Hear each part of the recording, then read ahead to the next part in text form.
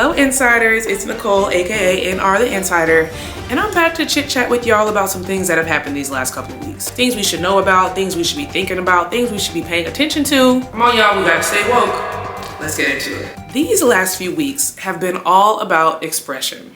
The federal government and conservatives trying to limit it and using expression as a tool for harm. When you have the Trump administration arresting journalists and posting racist caricatures of our beloved Obamas. But on the other hand, you have journalists and artists expanding expression and using it as a tool for liberation. Bad Bunny showed us that even when the oppressors have their foot on your neck, you can create art that is beautiful and liberating. Let's get into it. Bad Bunny. We're gonna start off with Bad Bunny, y'all. In the fall of 2025, the NFL announced that Bad Bunny would perform at the Super Bowl halftime show.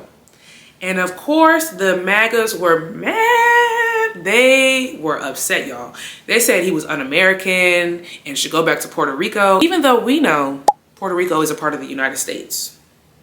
That's what they said, y'all. They said that him singing in Spanish is un-American, even though we also know that the United States does not have an official language. So it don't matter what language he was singing in, because America is a melting pot, right? Ain't that what y'all like to say?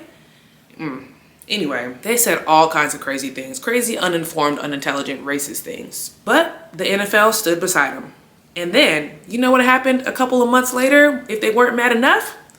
Bad Bunny made history at the Grammys. He made history when his album became the first fully Spanish language project to win Album of the Year. And y'all know how controversial Album of the Year has been at the Grammys. But Bad Bunny took it home, okay? We was rooting for you, Bad Bunny. Now, Bad Bunny's Super Bowl performance was incredible.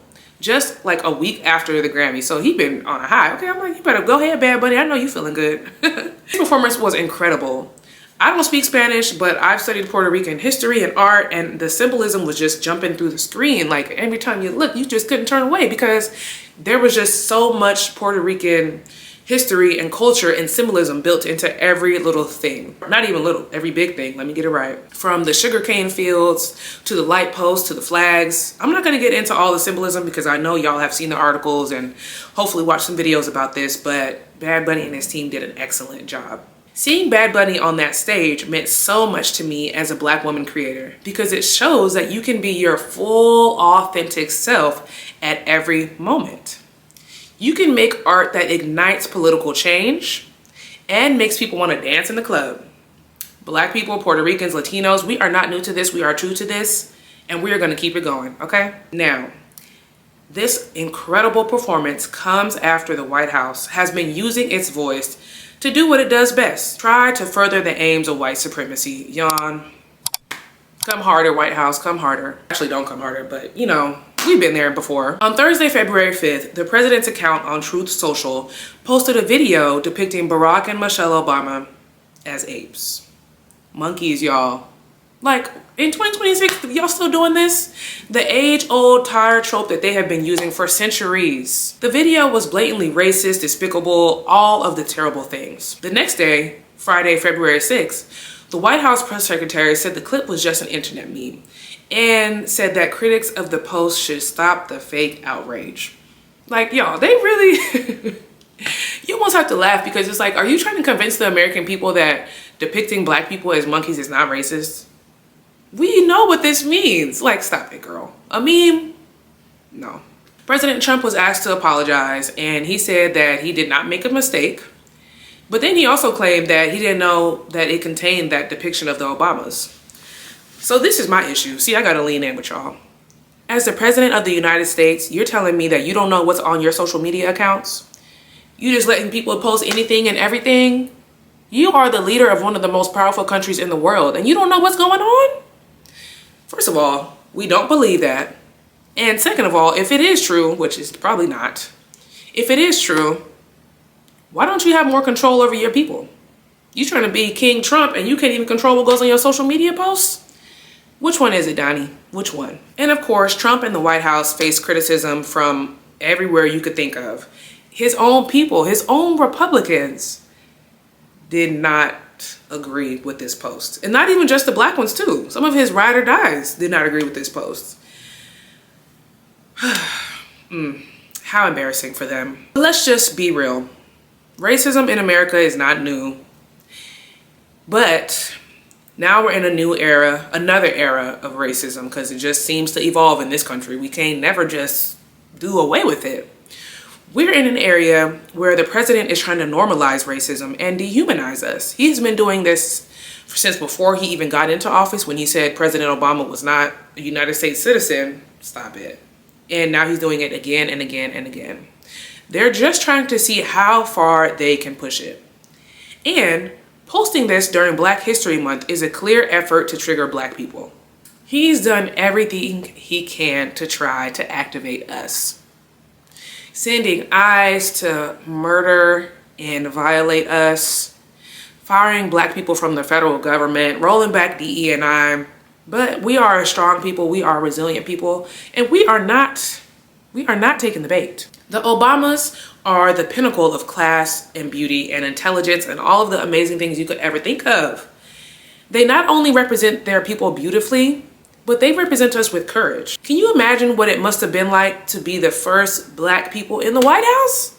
It's hard enough being the only Black person or the first Black person at your job, wherever you are in your class, but the White House, y'all, and they held it down. No scandals.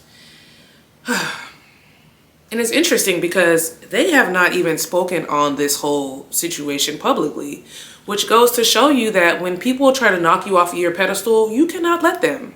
No matter how loud or powerful or racist or bigoted your haters are, you cannot let them move you, because we will overcome, and we always do overcome, okay?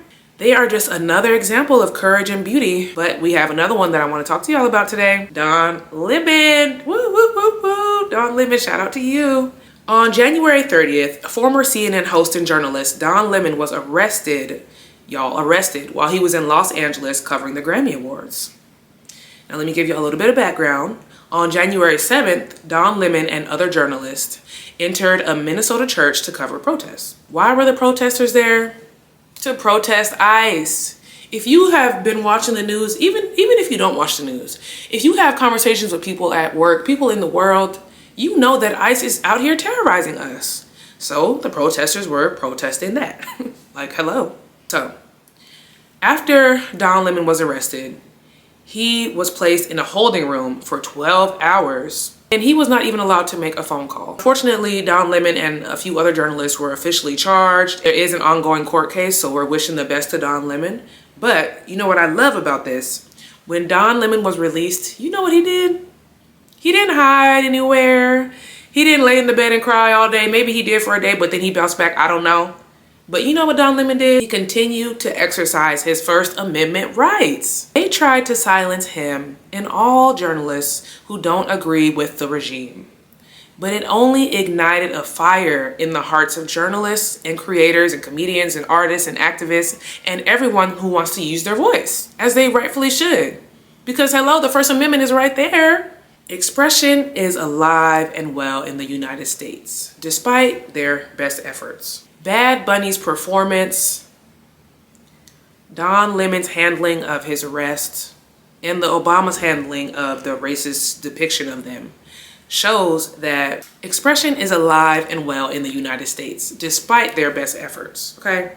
Bad Bunny's performance could not have come at a better time.